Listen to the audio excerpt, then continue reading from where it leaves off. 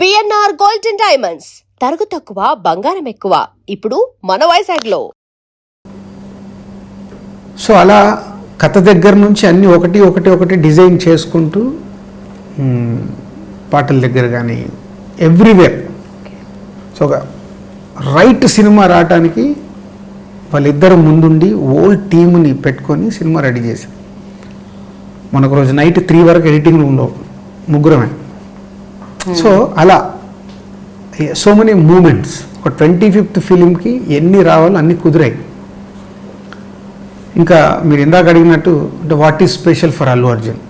So నాకు Sarainodu cinema చూసినప్పుడు నాకు షాకింగ్ ఎలిమెంట్ ఏంటంటే బన్నీ పర్ఫార్మెన్స్. అంటే తను చేసిన విధానము అవి అరే ఏం చేస్తున్నాడు అయిపోయింది.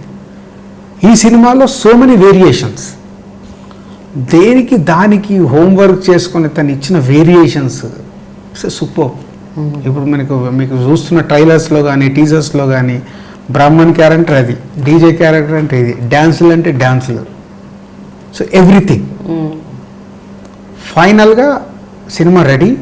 సో 23rd రోజు డెఫినెట్గా అటు బన్నీకి కానీ ఇటు హరీష్కి కానీ మీకు మా బ్యానర్కి 25th ఫిలిం కానీ అందరికీ it's a surprise.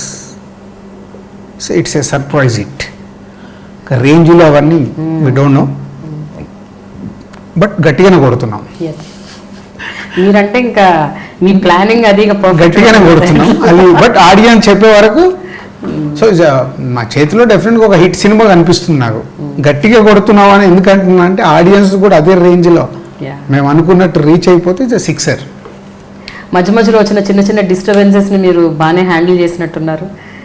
Teaser release అప్పుడు వచ్చిన కాంట్రవర్సీలు, పాట రిలీజ్ అప్పుడు వచ్చిన కాంట్రవర్సీ. అంటే కాంట్రవర్సీ అది ఒకటేనండి. ఆ పాటలో ఆ వర్డ్స్ వల్ల అంటే అదే ముందు నుంచి దువాడి జగన్నాథం బ్రాహ్మణ్ క్యారెక్టర్ అనగానే వాళ్ళందరూ ఎక్కువ ఫోకస్ చేశారు. నిజంగా ఇప్పుడు నాకుంది, నాకు అంతో ఇంతో తెలుసు అనుకుంటున్నాను, నాకే అర్థం కాదు నమ్మకం చమకం అంటే ఏంటని వాళ్ళు చెప్పే వరకు. సో కామన్ మ్యాన్కి ఎవరికి తెలియదు. కొందరు ఇప్పుడు బ్రాహ్మణ్ దాంట్లో ఉండి శ్లోకాల గురించి తెలిసి హిందుత్వంలో ఉండి అవి గురించి తెలిసిన వాళ్ళకి అది అర్థమవుతుండొచ్చు. వాళ్ళు చెప్పిన తర్వాత మేము కూడా అనుకొని మనకు we don't want any controversy. అది ఎస్పెషలీ నేను ఎప్పుడు కోరుకున్నా నాకు నెగిటివ్ ఉండకూడదు. సో మన సినిమా ప్రాపర్గా రెడీ చేసి ప్రేక్షకులకు నచ్చితే ఆ సినిమా ఆడుద్ది. మన ప్రేక్షకులకు నచ్చడానికి మనం ఏం చేస్తాం. సో నా డైరెక్టర్ కూడా హరీష్ కూడా ఎందుకన్నా మనకు అలాంటప్పుడు వాళ్ళని పిలిచాను, హరీష్ని కూర్చోబెట్టాను, వాళ్ళు కూర్చున్నారు, మాట్లాడుకుని ఓకే అనుకొని చేసేసాం.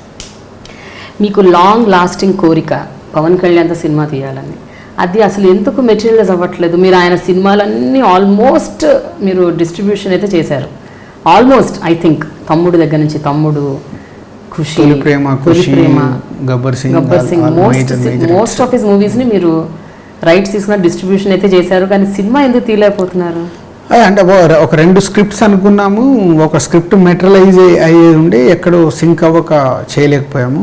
అదేంటో మొన్న కూడా జస్ట్ 1 మంత్ బ్యాక్ కలిసాను కళ్యాణ్ గారిని, త్రివిక్రమ్ గారి సెట్లో కలిస్తే ఇలాగే అన్నాను. అంటే మీరు ఎప్పుడు కథ తీసుకుని వస్తున్నారు చెప్పండి, మీ బ్యానర్లో నేను సినిమా చేస్తున్నాను అన్నారా? సో మీరు స్క్రిప్ట్ మీరు నమ్మేది యాజ్ అ ప్రొడ్యూసర్గా మీ జర్నీ అవన్నీ నేను చూస్తున్నాను. సో మీరు మంచి స్క్రిప్టు ఇది కళ్యాణ్ గారికి బాగుంటుంది అనుకుంటే మీరు ఎనీ టైం ప్లీజ్ వెల్కమ్. నేను మీ బ్యానర్లో సినిమా చేయడానికి ఐఎమ్ ఆల్వేస్ రెడీ. పోతే కళ్యాణ్ గారి ఇమేజ్కు సరిపోయే కథ కావాలి, నాకు హ్యాండిల్ చేసే డైరెక్టర్ కావాలి. ఆ 2 ఉంటేనే నేను కళ్యాణ్ గారి దగ్గరికి వెళ్ళగలుగుతాను. But we are working. సో అది ఎలా సెట్ అవుద్ది ఏంటి వీ డోంట్ నో. సో నేను ఇందాక చెప్పినట్టు ఏదైనా అనుకుంటాం, అంతే, అది సెట్ అవ్వాలి.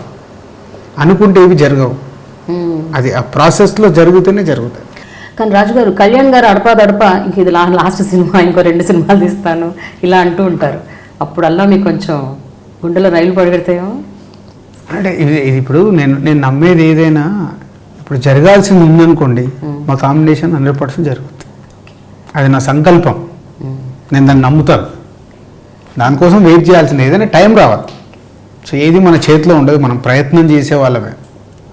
మన ప్రయత్నం సక్సెస్ అయితే ఆ రోజు జరుగుద్దని నమ్ముతున్నాను నేను. రాజుగారు, మీరు పెద్ద డైరెక్టర్లు, పెద్ద పెద్ద యాక్టర్లు అంటే చిరంజీవి, నాగార్జున, బాలకృష్ణ అలాంటి వాళ్ళతో సినిమాలు ఇంతవరకు తీయలేదు. అంటే మీరు నెక్స్ట్ జనరేషన్ అందరితో తీసేశారు ఆల్మోస్ట్ ఎక్సెప్ట్ పవన్ కళ్యాణ్ గారు.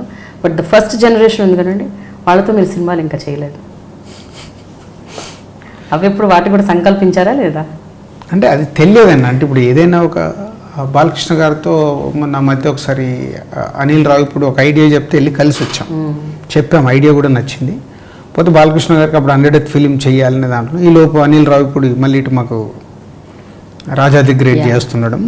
సో చెయ్యాలని ఉంటుంది. బట్ అది ఏదైనా నేను బిలీవ్ చేసేది వాళ్ళకి సరిపడే స్టోరీ ఉన్నప్పుడే వాళ్ళ దగ్గరికి వెళ్ళి సినిమా చేయాలని. ఏదో వాళ్ళ డేట్స్ వస్తాయి కదా నేను సినిమా చేయలేను, ఎప్పుడూ చేయలేను.